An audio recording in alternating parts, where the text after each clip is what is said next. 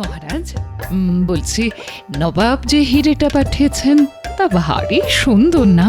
হ্যাঁ, আমার তো রোজ একবার করে দেখতে ইচ্ছে করে। সত্যি বলতে কি, আমারও। দাঁড়াও দাঁড়াও, তোমায় দেখাই। এত অপূর্ব কাজ আমি আগে কখনো দেখিনি। আমি খুব ভাগ্যবান যে এই হিরে নবাব আমাকেই দিয়েছেন। তা একেবারে ঠিক কথা। নবাবের কি দেওয়ার লোকের অভাব আছে?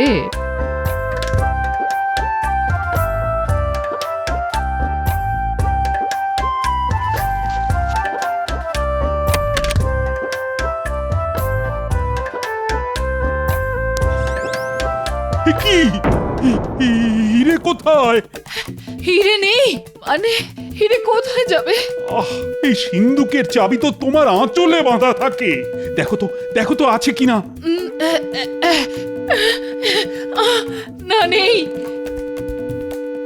কিন্তু এই শাড়ি তো কাচতে গিয়েছিল, সকালে এক দাসী দিয়ে গেল। কাল যে শাড়ি পরেছিলে তার মধ্যে নেই তো। ওটাও তো কাচতে দিয়ে গেছিল এক দাসী। ওই তো ওখানে আছে, দেখি তো ওটার মধ্যে আছে কিনা।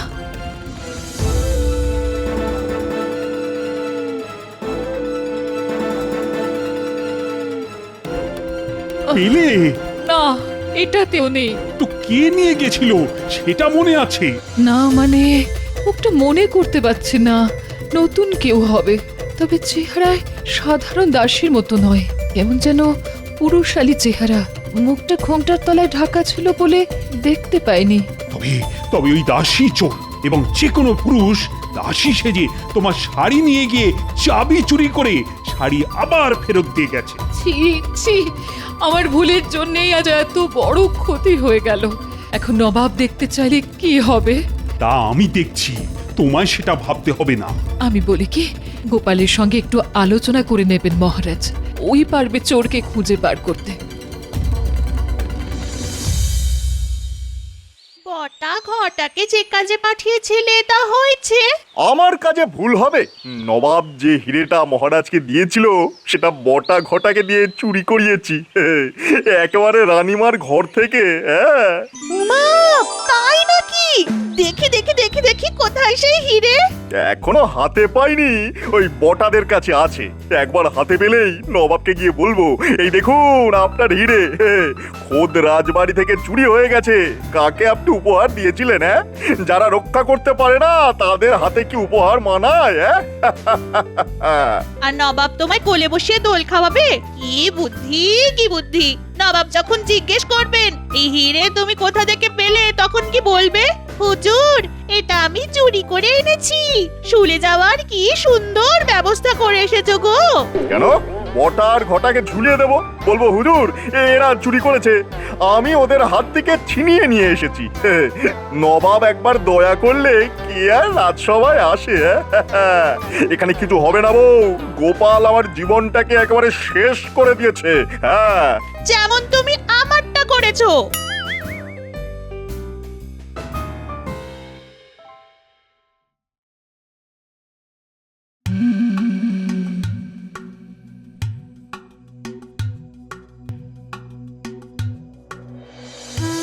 এ কি গোপাল, আজ এত দেরি হলো?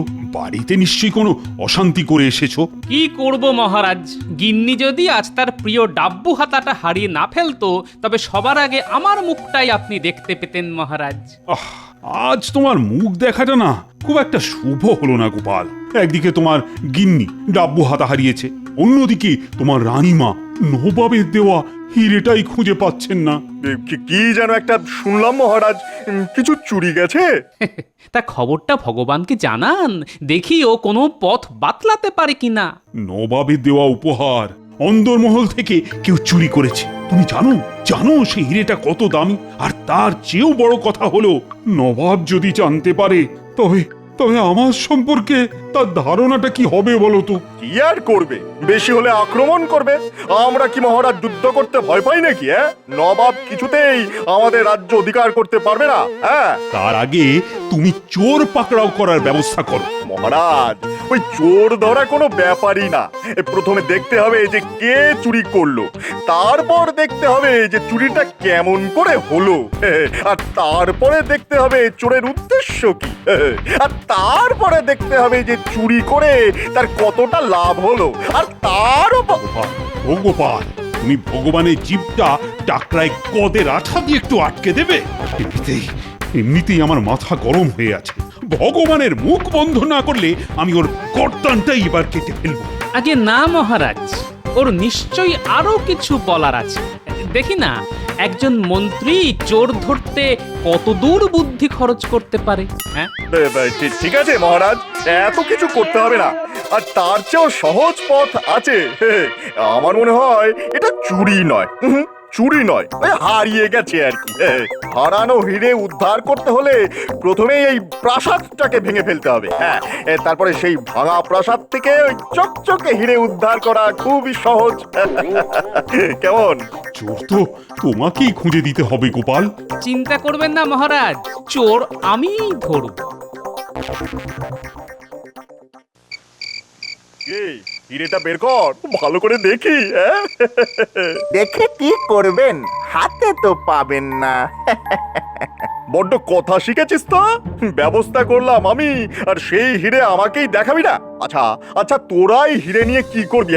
মানে বাজারে তো বিক্রি করতে পারবি না। আরে নবাবের হিরে দেখলেই জহরিরা চিনে ফেলবে, তখন তো শুলে চড়া ছাড়া তোদের আর কোনো উপায় দেখতে পাচ্ছি না রে। হ্যাঁ তাই তো, ঘটা তোর মাথায় কিন্তু এই বুদ্ধিটা আসেনি। এর জন্যই তো মন্ত্রীমশাইকে প্রণাম করতে ইচ্ছে করে। শুধু আমার বুদ্ধিতে চল, দেখবি কোনো বিপদে পড়বি না। তা এবারে বলুন কি করতে হবে? সবার আগে হিরেটা আমার হাতে দে, তারপরে কি করতে হবে সেটা বলে দিই।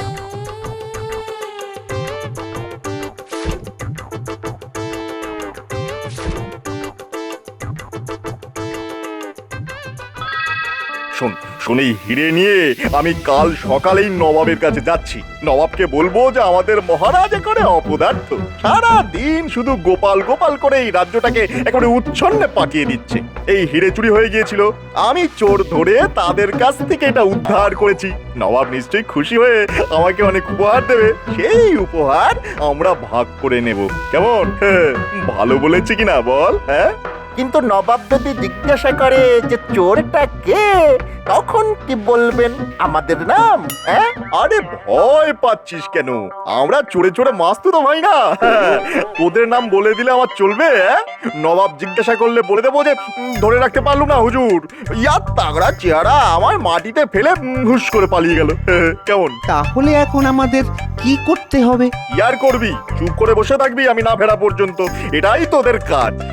আচ্ছা আচ্ছা, একটা কথা জিজ্ঞাসা করতে ভুলে গিয়েছিলাম, আমার বউয়ের যে শাড়িটা ওই তোকে পরতে দিয়েছিলাম, সেটা কোথায় রে? এই রে, পালাবার সময় ফেলে এসেছি। তুই কতটা গর্ধব দেখলি তো। এখন আমি বউকে কি বলবো? সারা দিন এমনিতেই গাল পারছে, এবার তো আমার মাথার চুল একেবারে ছিঁড়ে নেবে। তাহলে একবার রাজবাড়িতেই যাই, দেখি দেখি শাড়িটা পাই কিনা। তোর বুদ্ধির ঠেলায় আমার তো পাগল হওয়ার জোগাড় হয়েছে রে।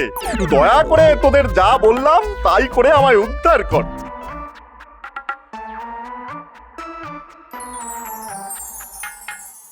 গোপাল, এই শাড়িটা দেখো, এটা অন্দরমহল থেকে পাওয়া গেছে। সবাই বলছে এটা তাদের নয়। খুব সম্ভবত এটা হিরে চোরের, কিন্তু চোর শাড়ি ছেড়ে পালাবে কেন? তাহলে তাহলে বুঝেছি। রানী বলছিল বটে যে দাসী তার কাছ থেকে শাড়ি চেয়ে নিয়ে গেছিল, তার মুখ যদিও ঘোমটার আড়ালে ছিল, কিন্তু শরীরের গঠন নাকি অনেকটা পুরুষের মতো। হ্যাঁ, সে পুরুষ, কিন্তু শাড়িটা কার সেটা জানতে আমার গিন্নিকে দেখাতে হবে। আমার শাড়িটা দিন, সময় নষ্ট না করে বাড়িতে নিয়ে যাই। হ্যাঁ, সেটা করো, কিন্তু শাড়ি কার এটা কিভাবে জানা সম্ভব? দেখুন মহারাজ, যে এই চুরি করেছে সে আপনার খুব কাছের মানুষ। রাজবাড়ির সব খবর সে রাখে, নইলে এই চুরি হতে পারে না। আসলে শাড়িটা দেখে আমার কেমন জানি সন্দেহ হচ্ছে মহারাজ। কোথায় যেন দেখেছি, কোথায় যেন। আমার গিন্নি কিন্তু ঠিকঠাক বলতে পারবে। আমি চট করে বাড়ি ঘুরে আসছি। শাড়িটা নিয়ে আগে দেখে নি আমি ভুল ভাবছি না ঠিক ভাবছি। গোপাল, শাড়ির পেছনে এত সময় খরচ না করে আগে চোর ধরার ব্যবস্থাটা করো। তুমি কিন্তু আজকের মধ্যেই ধরে দেবে কথা দিয়েছিলে, কি মনে আছে তো? কথা যখন দিয়েছি মহারাজ, সে কথা আমি রাখবই। শুধু একটা সন্দেহ মোচনের জন্য এই শাড়ি নিয়ে আমায় বাড়ি যেতে দিন। যাও যাও, তাড়াতাড়ি চোরকে ধরার ব্যবস্থা করো।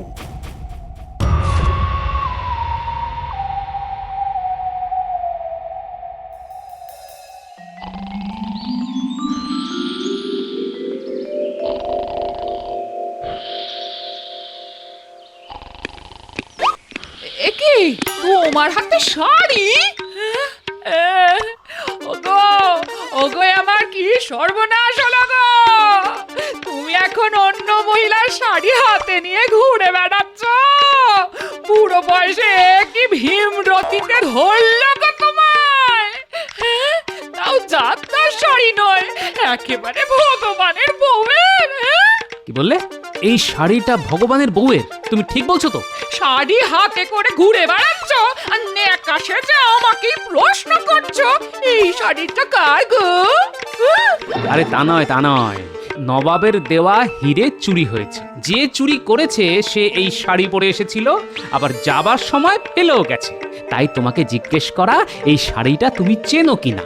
এটা জানার খুব দরকার ছিল যে চোর এই শাড়ি পরে এসেছিল সে নারী না পুরুষ। আমি তোমার একটা কথাও বিশ্বাস করি না। হ্যাঁ, ভগবানের বউয়ের শাড়িটা পরে হিরে চুরি করতে গেছিল। তোমার বুদ্ধির বহর দেখে আমার কান্না পাচ্ছে, কান্না পাচ্ছে। এবার আমার আরে আরে শোনো শোনো শোনো, তোমার মরা কান্না শোনার চাইতে আমার চোর ধরা অনেক বেশি জরুরি, বুঝলে? আমার এখন কি হবে গো? দেখ, লোকটাকে ভালো জানতাম, তোলায় তোলায় যে এত, তা তো জানতাম না। এই শাড়ি কার তা জানা গেছে মহারাজ, কিন্তু যার শাড়ি সে একজন গণ্যমান্য মহিলা মহারাজ। তার শাড়ি চুরি করা হয়েছে। চোর সেই শাড়ি পরে এখানে কাজ নিয়েছিল এবং সেই চোর একজন পুরুষ। এবং কে তা আমি জানি। তুমি যাকে সন্দেহ করছো তাকে তো এখানে নিয়ে আসাই যায়, কিন্তু প্রমাণ করবেটা কি করে? সেটা আমার উপর ছেড়ে দিন মহারাজ। আপনার সামনে তাকে আমি হাতে নাতে ধরব। শুধু আমাকে আজ্ঞা দিন, আমি যা করব তাতে আপনি বাধা দেবেন না। প্রথমেই একটা কাজ করতে হবে। আপনি ঘোষণা করে দিন নবাবের দেওয়া সকল হিরে চুরি হয়ে গেছে। আসল হিরে পাহারা দেবার জন্য দুজন শান্ত্রীর প্রয়োজন। যারা ইচ্ছুক তারা যেন অবিলম্বে রাজসভায় যোগাযোগ করে এবং তা যত তাড়াতাড়ি সম্ভব আজ।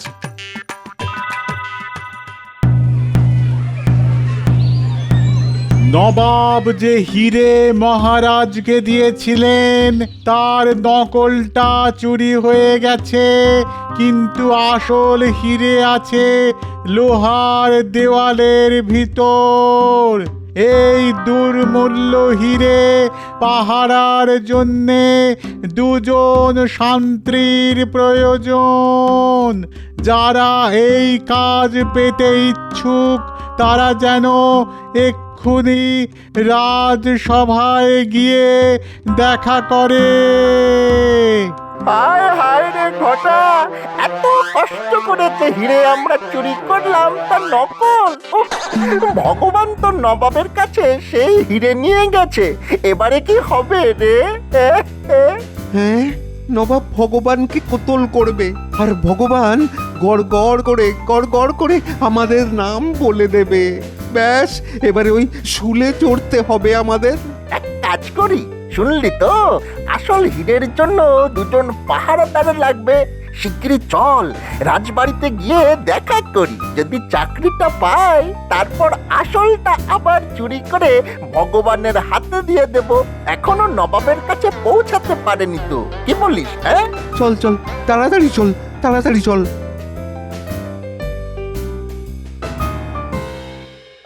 অত্যন্ত দ্রুততার সঙ্গে ঘোষণা হয়ে গেছে, কিন্তু কেউ তো এলো না এখনো। এই এলো বলে একটু অপেক্ষা করুন মহারাজ।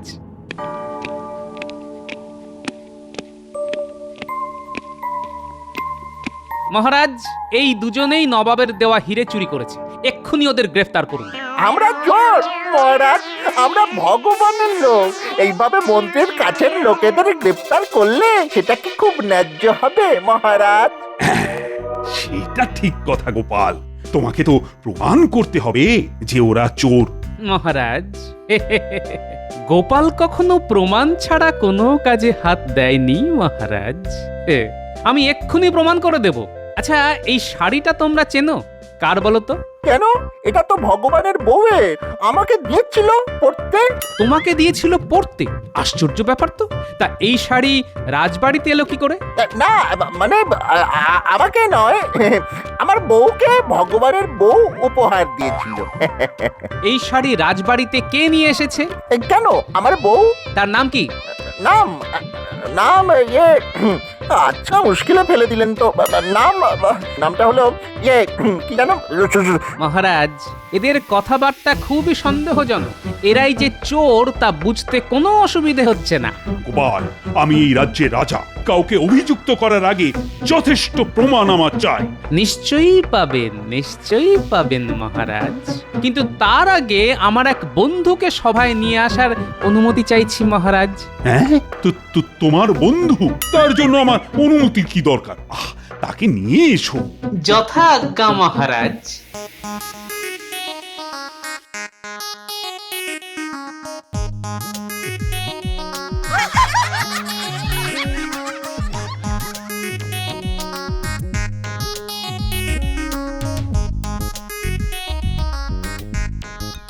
আরে গোপাল, তুমি বললে এক বন্ধুকে নিয়ে আসছো, তা নিয়ে এলে তো একটা গাধা।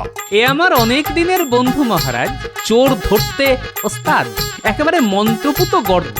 আমি একটা পরীক্ষা নেব। এই গাধা অতি উত্তম গোবর দেয়, সেই গোবরে যে হাত ঢোকাবে সে চোর কিনা আমরা বুঝতে পারবো, কিছুতেই রেহাই পাবে না। হ্যাঁ, আমি এই গাধাকে বাইরে নিয়ে গিয়ে গোবর পাড়াই, তারপর এই দুজনকে ডাকবো।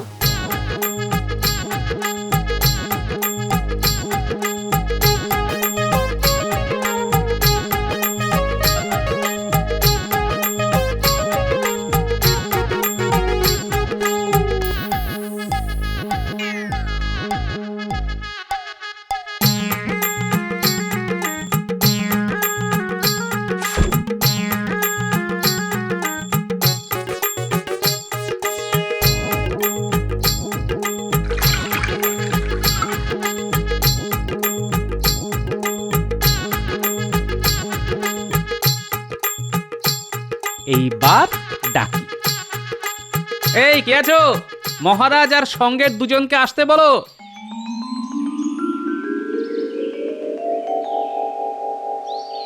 কি গোপাল, তোমার মন্ত্রপুত গাধা তৈরি তো? হ্যাঁ মহারাজ, তৈরি। যথেষ্ট গোবর পাওয়া গেছে। ওরা যাবে, গোবরে হাত দেবে, তারপর জলের পাত্রে হাত ধুয়ে বাইরে বেরিয়ে আসবে। ব্যাস, চোর আপনার সামনে স্বীকার করবে যে সে চোর। তাহলে তোমরা বুঝে গেলে কি করতে হবে। যাও, এবার যাও, গোবরে হাত ঢুকিয়ে জলে হাতটা ধুয়ে ফেলো। আগে হ্যাঁ মহারাজ।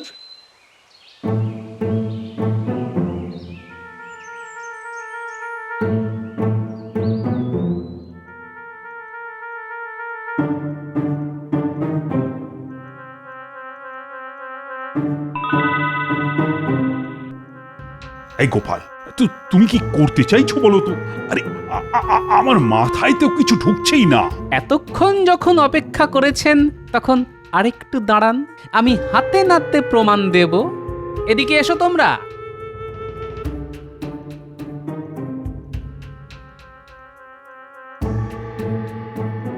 দেখি তোমাদের হাতটা শুকবো। মহারাজ, এরাই চোর। আমি গোবরে কড়া আতর মিশিয়ে দিয়েছিলাম যাতে গন্ধ পাওয়া যায়।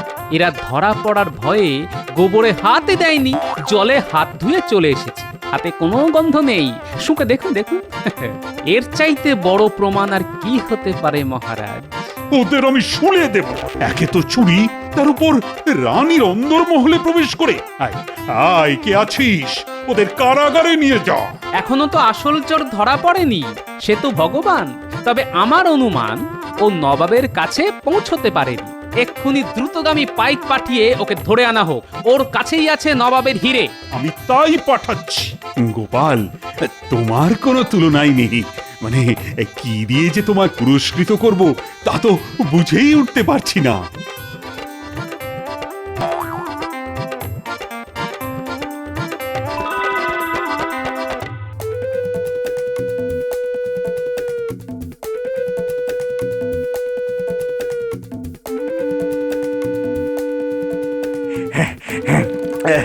প্রায় এসে গিয়েছি, আর একটুখানি রাস্তা। নবাবকে হিরে দেখিয়ে মহারাজের সর্বনাশ করে দেবো একেবারে। গোপালকে আমার গোলাম করে রাখবো। দেখি দেখি মহারাজ কি করে তাকে বাঁচায়।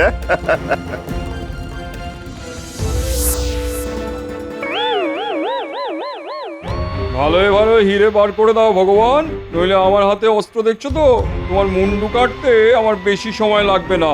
তোমার সব চাল গোপালের বুদ্ধিতে ধরা পড়ে গেছে। ভালোই ভালো হিরে ফেরত দাও, মহারাজের আদেশ, নইলে গ্যাচাং পু।